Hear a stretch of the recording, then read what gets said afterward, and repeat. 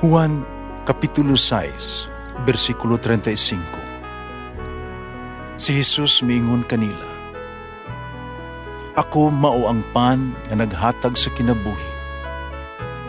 Ang muari kanako dili nagayod gutomon, ug ang mutuo kanako dili nagayod uhawon."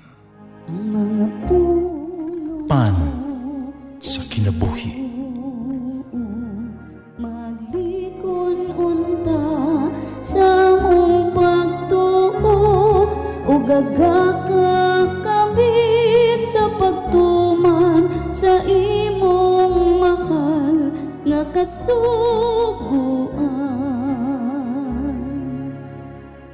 Ginawa na kaninyo ang Santos Ebanghelyo sumala ni San Lucas.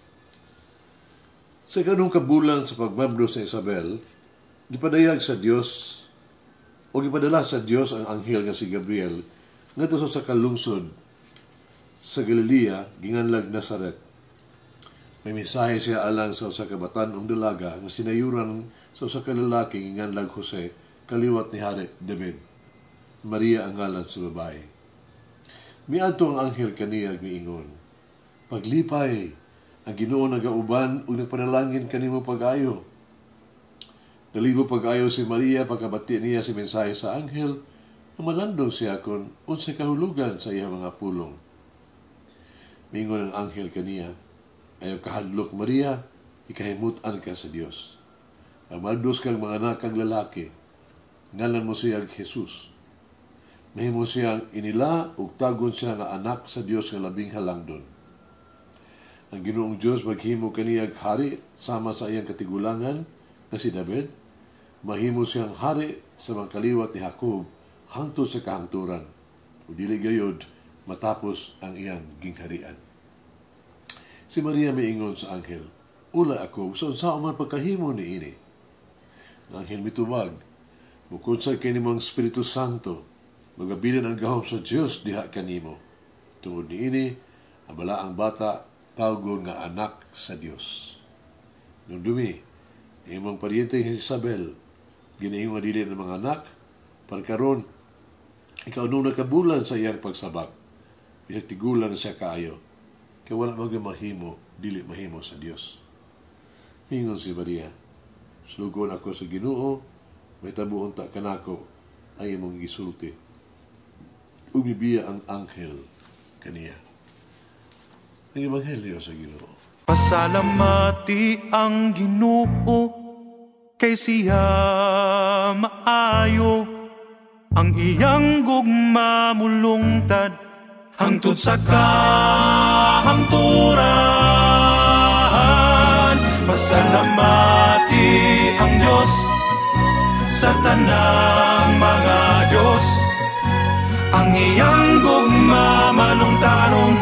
Pasalamati ang Ginoo sa mga Ginoo, ang iyang gugma malungtaron.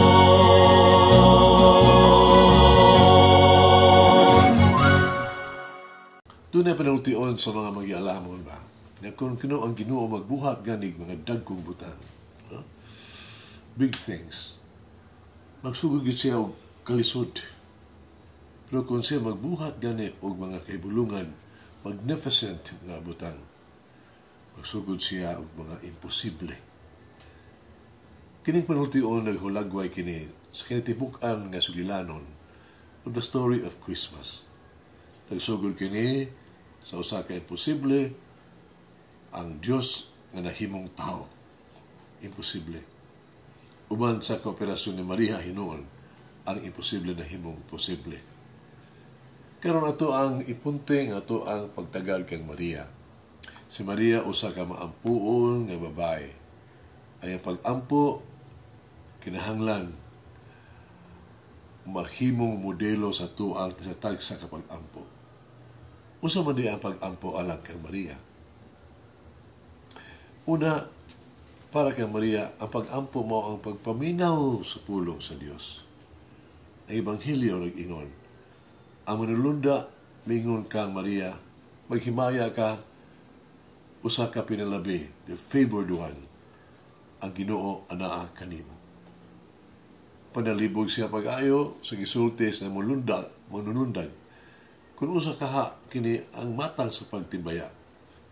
Si Maria wala makasabot sa mga pulong sa manulunda sa silugdan. Nabusa, iyang malandungan kini. Kini mao lamang ang sinugdanan. Sa tibuok niyang kinabuhi, kanunay siyang naminaw sa Dios, sa pulong sa Dios. Sama kang Maria, pagaminaw kita sa tingog sa Dios kung hupta nato ang kahilom sa kinabuhi. Kinuha para kang Maria, ang pag-ampo mo ang pagkiksulti, communication with God, sa Ginoo. Sa pagbasa sa Ebanghelyo, si Maria miingon, usa ang pagkahimo ni ini nga wala man ko'y relasyon sa usa ka lalaki. Kung may malandong sa mga pulong sa manulunda, si Maria dayon mipatinaw sa Dios. Dili niya mahanduraw, ka-imagine ba, nga siyang kaugalingon, nga mamabdos, no? Sa kamatuoran nga wala magyud siya relasyon sa usa ka lalaki. Ang pag-ampo, dili lamang pagmamati sa Dios, ang pag-ampo mo usab ang pagkigsulti sa Dios. Di usa ka born again Kristiyano o Muslim, Katoliko. Nga nag-uban sila, naglalis. Nindot ang ilahang panagsultihan na itinuod. Apan sa kadugayan, nakainit kini, nahimong debate, kung usaon pagkabot yun ang kalinaw pong panila. Usa sa anghel sa Ginoo mipakita kanila nag-ingon, ang kalinaw na kaninyo. Ano matapos ang inyong panalantugi, pangayo, pag-ampo, o bisan unsa na makatabang kaninyo, pero makapot ang kalinaw. Nagsugod na ang born again, no? Christian born again, sa pag-ampo. Ano mabuntog ang kalinaw, kung po niya, ang mga Muslim kinahanglan na mawala gikan ning kalibutan. Yang Muslim usab ni ampo do pagtubag. Ano makabatog kalinaw ning kalibutan. Ang mga born again unta kinahanglan tangtangon gikan ni ining dapita ning kalibutan.